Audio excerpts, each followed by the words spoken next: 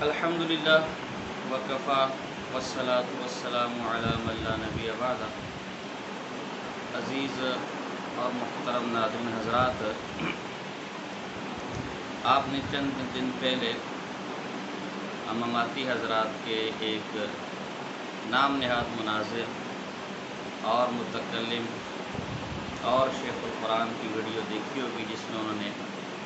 سید احمد رفاعی رحمہ اللہ کا حضور علیہ السلام کے روضہ مبارکہ پر چند اشعار پڑھنے پر اور حضور علیہ السلام کا اپنے دست مبارک روضہ رسول سے نکالنے پر بڑا ایک واویلا کیا، اور شیخ الاسلام والمسلمین حضرت مولانا مفتی محمد تقی عثمانی صاحب دامت برکاتہ عالیہ پر انتہائی دل آزار جملے کسے، انتہائی بکواس جسے ہم کہہ سکتے ہیں۔ اور یہ وہ عجیب و غریب شخص ہے، بلکہ میں کہوں گا وہ بدبخت شخص ہے کہ جس کی زبان سے جب بھی نکلتا ہے تو اہل حق کے خلاف ہی بکواس نکلتی ہے۔ یہ وہ بدبخت ہے کہ جو حضرت مولانا محدث اعظم پاکستان مولانا سلیمان خان صاحب رحمہ اللہ کو کہتا ہے کہ وہ بڈھا آخر میں سٹھیا گیا تھا معذرت۔ یہ وہ بدبخت ہے جو کہتا ہے کہ دیوبندی 7 وجوہ سے کافر ہے۔ یہ وہ بدبخت ہے جو اپنی جماعت کے امیر کی موجودگی میں وفاق المدارس کو وفاق المنافقین کہتے ہیں، اور خود اتنے بڑے منافق ہیں۔ مجھے اپنے زمانہ طالب علمی کا دور اب تک یاد ہے، اور کئی ہمارے ساتھی اس پر گواہ ہیں کہ دورہ حدیث کے اندر یہ مماتی بدبخت جب بیٹھے ہوئے تھے تو ایک دفعہ مولانا استاد محترم مولانا افتخار اعظمی صاحب دامت خیزم آئے اور کہا کہ یہ کلاس دورے کی ہے اور مجھے اس میں سے بدبو آ رہی ہے، لگتا ہے یہاں کوئی مماتی پنچپیری بیٹھے ہوں۔ اور پھر کہا کہ دیکھو تمہارا خون ہمارے ساتھ نہیں ملتا، ہم تمہارے روحانی باپ نہیں ہیں، جہاں تمہارا خون ملتا ہے جو تمہارے روحانی باپ ہے ان سے جا کے پڑھو۔ لیکن یہ وہ منافق تھے، وہ بے شرم اور وہ بے حیا تھے کہ اتنا کچھ سننے کے بعد بھی سر جھکا کر اسی مدرسے میں پڑھتے ہیں۔ ہمارے دور میں ایک دفعہ ان کی جماعت کا امیر دارالعلوم کراچی آیا، حضرت شیخ صاحب میلے تک مولانا عبدالرؤف سکھری صاحب دامت خیزم سے نماز کے بعد مصافحہ کیا، اور حضرت نے کہا کہ میں مصروفیات میں میری ملاقات نہیں کر سکتا، اور وہی مسجد کے اندر چند مماتی لونڈوں کے ساتھ ایک گھومتا ہے۔ تو منافق تم اتنے بڑے ہو کہ جس وفاق المدارس کو وفاق المنافقین کہتے ہو اسی کے تحت بیٹھتے ہو، اسی کے تحت امتحان دیتے ہو۔ بہت عرصے پہلے ہم نے ایک ویڈیو دیکھی تھی، ان کی جماعت ایک مناظر جو علماء دیوبند کو چیلنج دے رہا تھا، بعد میں وفاق کے امتحان میں امتحان دیتے ہوئے پکڑا گیا۔ یہ ان کا حال ہے۔ اور یہ وہ بدبخت ہے کہ علماء دیوبند کو تو کافر کہتا ہے، حضرت شیخ الاسلام کو تو معاذ اللہ، وہ شیخ الاسلام کے ہر سال جو چند 62 شخصیات کی فہرست 562 شخصیات کی فہرست جاری ہوتی ہے، اس میں حضرت شیخ صاحب کا نام بھی ہے۔ اور ایسے معتدل، ایسے عاجز، دنیا جہاں کے عاجز کی کوئی بڑا سا بڑا دشمن بھی یہ نہیں کہہ سکتا کہ شیخ صاحب کے قلم سے یا زبان سے ہماری کوئی دل آزاری ہوئی، جنہوں نے اپنے بڑے سے بڑے دشمن کو بھی غلط الفاظ سے یاد نہیں کیا۔ یہ بدبخت اس جیسے آدمی کو بھی معاف کرنے کو تیار ہے، اس پر بھی ممبر میں بیٹھ کے بکواس کرتا ہے۔ اور ایسے بدبخت ہیں کہ علماء دیوبند ان کے نزدیک سب سے بڑے کافر ہیں۔ لیکن یہ وہ بدبخت ہے کہ جب سید اسد کے پاس گیا تو اس کی ٹانگوں میں لیٹ گیا، اس سے اتحاد کر کے آ گیا، اور آج تک اس سید اسد کے خلاف ایک لفظ بولنے کی اس کو جرأت نہیں ہوئی۔ لیکن جب دیکھو کبھی مولانا زرمان صاحب رحمہ اللہ کے خلاف بکواس، کبھی مولانا سلیمان خان صاحب رحمہ اللہ کے خلاف بکواس، کبھی وفاق المدارس کے خلاف بکواس، اور اب شیخ الاسلام صاحب کے خلاف بکواس۔ بھئی آپ کو اگر ایک واقعہ سے اتفاق نہیں ہے، آپ کہہ دیں میرے بھائی، احادیث کی کتابوں میں جھوٹی حدیثیں بھی ہوتی ہیں، ضعیف حدیثیں بھی ہوتی ہیں، بے سندی حدیثیں بھی ہوتی ہیں، آپ کہہ دیں مجھے اس سے اتفاق نہیں، یہ واقعہ درست نہیں ہے۔ لیکن آج تک کیا کسی نے کوئی موضوع حدیث نقل کرنے پر اگر کسی محدث کی کتاب میں موضوع حدیث آ گئی، بے سند روایت آ گئی، آج تک وہ اگر علمی شخصیت ہے اس پر کذاب ہونے کا فتویٰ لگایا، اسے یوں برسر ممبر گالیاں دی؟ جاہل تو ہے، تیری حالت تو یہ ہے جاہل کی اولاد کہ تو قاری محمد چند کے ساتھ جب بیٹھا ہوتا حنیف قریشی کے سامنے تو فتاوی شامی کو رد المختار پڑھ رہا تھا۔ تجھے اس وقت ڈوب مر جانا چاہیے تھا جب حنیف جندری نے تجھے کہا کہ خضر حیات تو کم سے کم چپ ہو جا، تجھے تو کتاب کا نام نہیں آتا۔ قاری محمد چند اگرچہ بات نہیں مان رہا لیکن کم سے کم بات سمجھ تو رہا ہے۔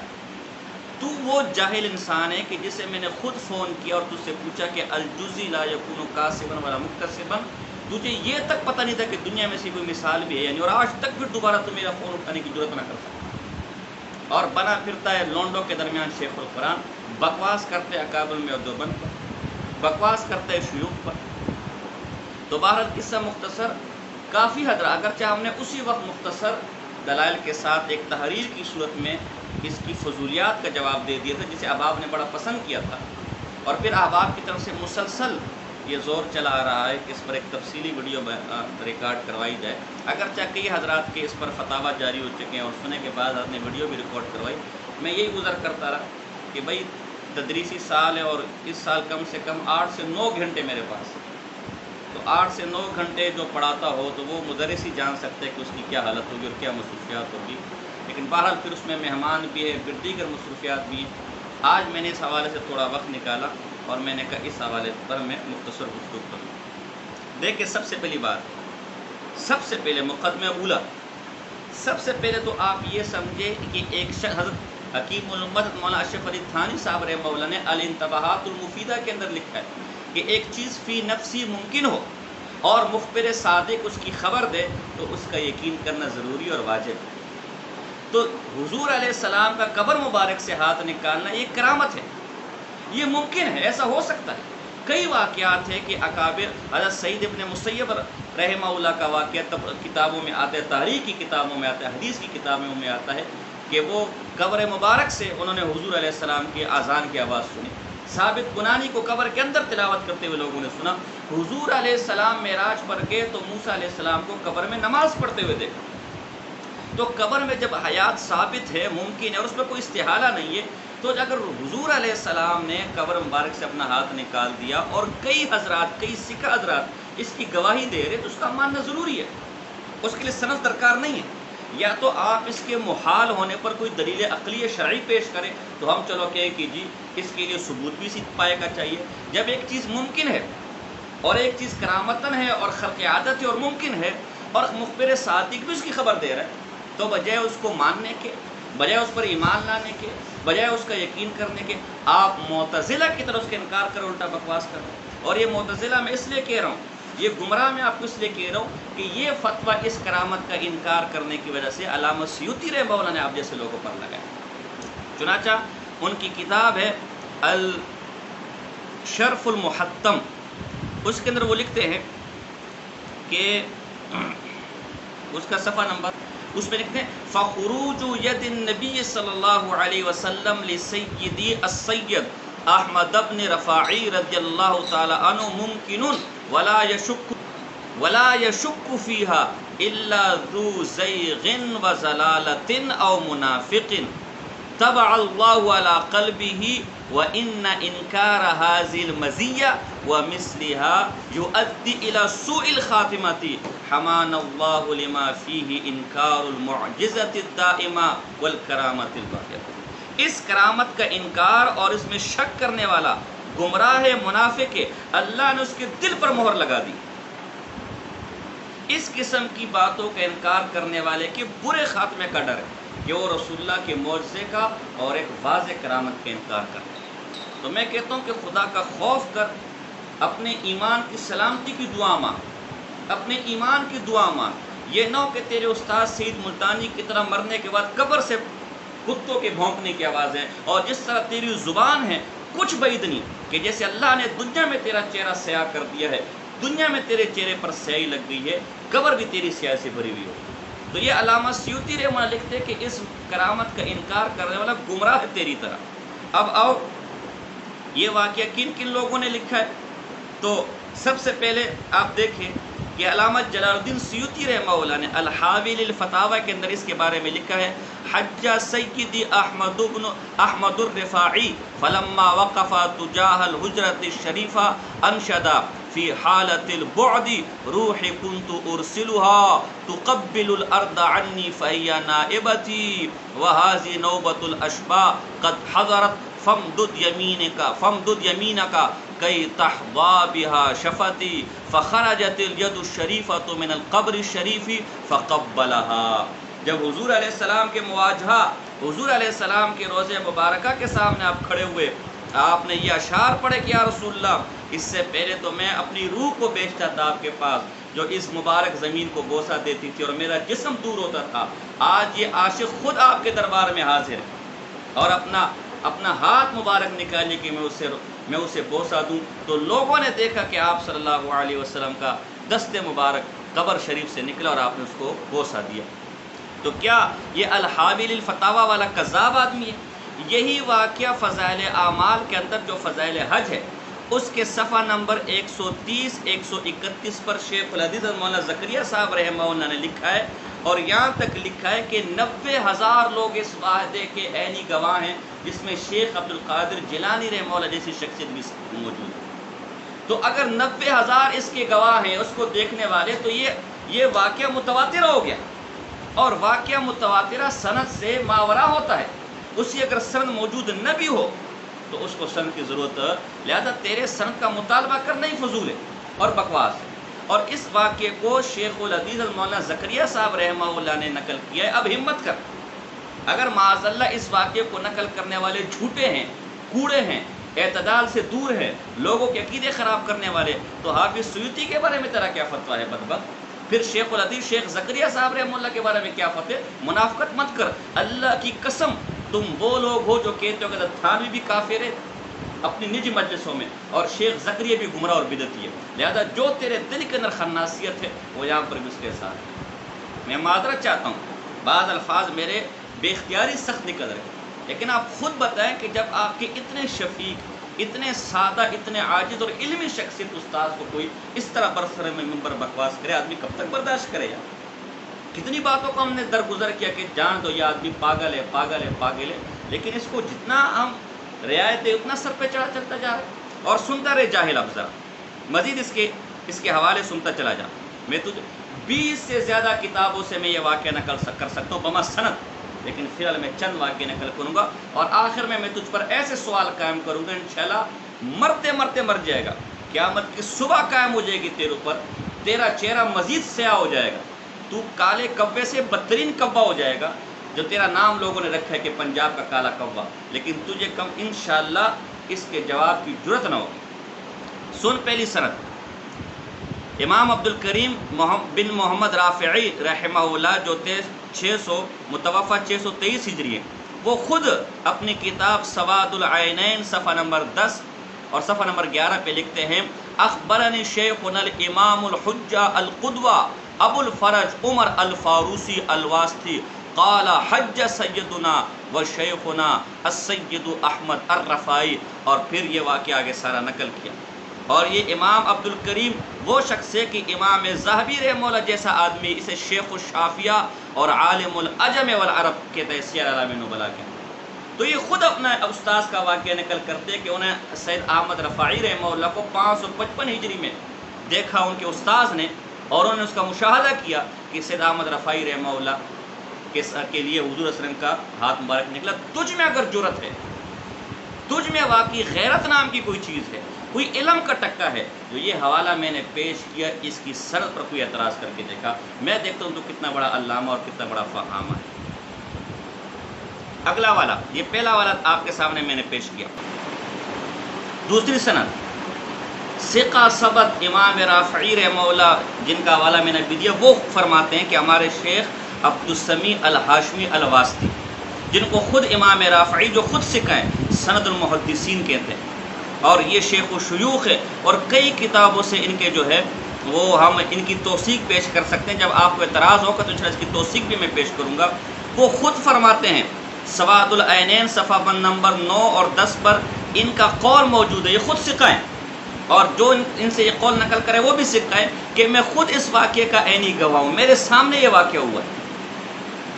اب اگر تجھ میں غیرت ہے، جو دوسری سند میں نے پیش کی اس کے اوپر کوئی اعتراض کر کے دیکھا۔ اگلی تیسری سند دیکھیں، سند میں خود علامہ سیوطی رحمہ اللہ سے پیش کر رہا ہوں، الشرف المحتم کے صفحہ نمبر 2 پر انہوں نے اس کی تفصیلی سند لکھی ہے، اور اس سند کے اندر ہی تمام راویوں کی توثیق بیان کی ہے۔ وہ فرماتے ہیں، حدثنا شیخ الاسلام الشیخ کمال الدین امام الکاملیہ عن شیخ مشائخنا الامام العلامۃ الہمام الشیخ شمس الدین الجزری عن شیخ الامام شیخ زین الدین المراغی عن شیخ شیوخ بطل المحدث الواعظ الفقی المقری المفسر الامام القدوہ الحجہ الشیخ عز الدین احمد الفاروسی الواسطی عن ابیہ الاستاذ الاصیل العلامۃ الجلیل الشیخ ابی اسحاق ابراہیم الفاروسی عن ابی امام الفقہاء والمحدثین وشیخ اکابر الفقہاء والعلماء العاملین الشیخ عز الدین عمر ابی الفرج الفاروسی الواسطی قدست اسرارهم اجمعین قال كنت مع شیخنا ومفزعنا وسیدنا ابی العباس القطب الغوث الجامع الشیخ السید احمد رفاعی الحسینی رضی اللہ تعالی عنہ. اور پھر یہ سارا واقعہ کہ 555 ہجری کا واقعہ نقل کیا اور لکھے علی رؤوس الاشہاد، گواہوں کی موجودگی میں جب رسول اللہ صلی اللہ علیہ وسلم کے روضہ مبارکہ کے سامنے پیش ہوئے تو کہا السلام علیکہ یا جدی، فقال له علیہ الصلوۃ والسلام وعلیکم السلام یا ولدی. قبر مبارک کے اندر سلام کا جواب آیا. سمع ذالک کل من فی المسجد النبوی، اس وقت مسجد نبی کے اندر جتنے لوگ موجود تھے سب نے سلام کا یہ جواب سنا. تو احمد رفاعی رحمہ اللہ پر ایک عجیب کیفیت طاری ہوگی، ان کے چہرے کا رنگ بدل گیا اور وجد کی کیفیت میں آ گئے. وبکا وان طویلا، دیر تک روتے رہے. اس کے بعد یہ اشعار پڑھے. جب یہ اشعار پڑھے تو فمد لہ رسول اللہ صلی اللہ علیہ وسلم یدیہ شریفہ، اپنے ہاتھ آپ علیہ السلام نے قبر مبارک سے نکالے. فقبلہا، اور انہوں نے اس ہاتھ کو چوما اور کہا کہ 90,000 لوگوں نے اس کا مشاہدہ کیا. یہ 3 حضرات سے میں نے اس کی سند پیش کی، 3 حضرات سے. اس کے علاوہ 10 سے زیادہ کتابیں میں پیش کر سکتا ہوں کہ جس نے اس واقعے کو نقل کیا. اور جو سب ثقہ ہیں، سب محدثین ہیں، سب امام ہیں. اب اگر تجھ میں غیرت ہے، تجھ میں جرت ہے اور کوئی علم کا ٹکا ہے تو جو میں نے حوالے پیش کیے، جو میں نے سندیں پیش کیے، ان پر اعتراض کر نمبر 1. اور جتنی کتابوں کے اندر یہ روایت منقول ہے، جنہوں نے اس کو درست سمجھ کے نقل کیا ہے، ان سب پر کذاب ہونے کا، ان سب پر جھوٹا ہونے کا فتویٰ لگا. میں دیکھتا ہوں تجھ میں کتنی جرت ہے، تاکہ لوگوں کو تیرا اصل چہرہ معلوم ہو. اور صرف یہ نہیں، عجیب بات ہے، چھانی جو ہے وہ لوٹے کو کہتی ہے کہ تجھ میں 2 سوراخ ہے اور اپنے سوراخ اس کو نظر نہیں آتے. اور بدبخت آدمی، یہ واقعہ تیرے اپنے گھر کے لوگوں نے نقل کیا ہے. کم سے کم اپنے گھر کے لوگوں سے تو حیا کر لے. اپنے لوگوں پر کوئی فتویٰ لگا. چنانچہ یہ تیرے گھر کا شیخ القرآن ہے سجاد بخاری، اس کی کتاب اقامت البرہان، اس کے صفحہ نمبر 78 پر اسن المطالب کتاب کے حوالے سے، جو ایک نجدی غیر مقلد کی کتاب ہے، سعودی عالم ہے، اس کے حوالے سے اس واقعے کو درست مان کر اپنی کتاب میں نقل کیا. میں ساتھیوں کہوں گا کہ اس کا سیل اگرچہ ہم نے الگ سے بھی سوشل میڈیا پر دیا تھا، لیکن اس ویڈیو کے ساتھ جو اسکیل لگاؤ. تو اب اگر تجھ میں غیرت ہے، کوئی حیا ہے، کوئی شرم ہے، تو یہ واقعہ تو تیرے سجاد بخاری نے بھی نقل کیا. وہ بھی کوڑا ہے، وہ بھی جھوٹا ہے، وہ بھی کذاب ہے، وہ بھی دجال ہے، وہ بھی لوگ کے عقیدے خراب کرنے والے، وہ بھی لوگوں کو گمراہ کرنے والا ہے. ہمت کر لگا اس پر بھی کوئی فتویٰ. اگلا والا دیکھ ذرا، پڑا کبھی دل جلو کو فلک سے کام نہیں، جلا کر خاک نہ کر دوں. تو انشاءاللہ دیوبندی نام ہے، یہ البصائر ہے. البصائر کے اندر خان بادشاہ آپ کے خان بادشاہ ہیں، اس کو صفحہ نمبر 443 پہ لکھتے ہیں کہ ان کے گاؤں کے ایک آدمی نے ان سے یہ واقعہ بیان کیا کہ ان کے پیٹ میں کچھ تکلیف تھی، درد تھا. تو وہ ایک بابا جی کی قبر پر گئے اور وہاں گزارش کی تو دیکھا کہ جی وہ بابا جی نکلے اور اس کو دوایا، اور دوانے کے بعد جو ہے اس کا وہ درد چلا گیا. تو سید بادشاہ نے اس کی تعویل یہ کی کہ ممکن ہے کوئی شیطان ہو. تو بدبخت کے بچے، جب شیطان قبر سے نکل سکتا ہے اور کسی کو دبا کر اس کا درد ختم کر سکتا ہے، اس میں تجھے کوئی اعتراض نہیں. اس شیطان کو تو نے بزرگ بنایا ہوا ہے، اس شیطان کو تو نے صاحب کرامہ بنایا ہوا ہے، اس پر تجھے کوئی اعتراض نہیں کہ وہ تیرا بھائی ہے، اس پر کبھی کوئی اعتراض نہیں کیا. اور اگر رسول اللہ صلی اللہ علیہ وسلم کسی بزرگ کے لیے، نیک کے لیے، جو خود نیک ہو، خود ثقہ ہو، اس کے لیے بطور کرامتاً اپنا ہاتھ نکال لے، تجھے شرک کے فتوے نظر آتے ہیں، تجھے کفر کے فتوے نظر آتے ہیں. آخری بات، تو سند کی بات کرتا ہے. آخری بات، امام الموحدین حضرت مولانا حسین علی واہ بشرا صاحب کی کتاب تحفہ ابراہیمیہ،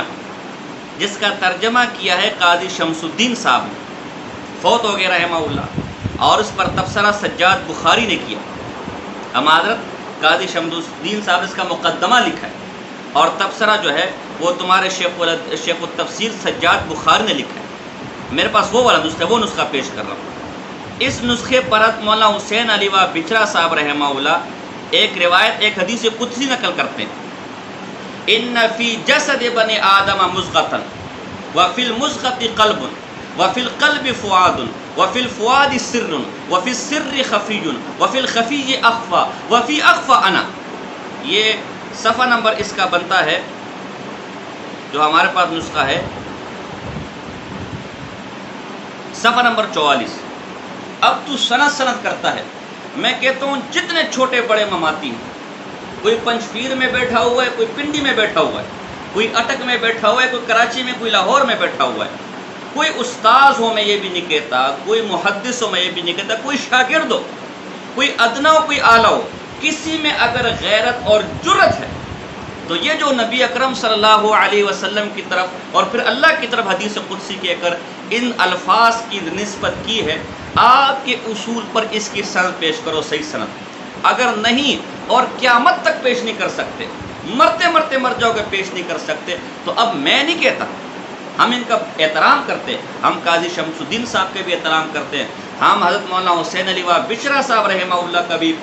दिल से एहतराम करते हैं, अपना बुजुर्ग मानते हैं। वो हयातुल अंबिया के कायल थे, लेकिन ए बदबख्त तेरे फतवे से माज़अल्लाह अल-अयाज़ु बिल्लाह नकले कुफर कुफर नबाशत मौलाना हुसैन अली व बिचरा साहब रहमहुल्लाह कज़्ज़ाब ठहरते हैं, झूठे ठहरते हैं, कूड़े ठहरते हैं। वो जैसे हमारे सरायकी में कहते हैं चिट्टा कूड़ा आते, सफ़ेद झूठ बोला है। यकीनन मेरे अल्फाज से आपको तकलीफ होगी, अगर चाहिए अल्फाज आपके हैं,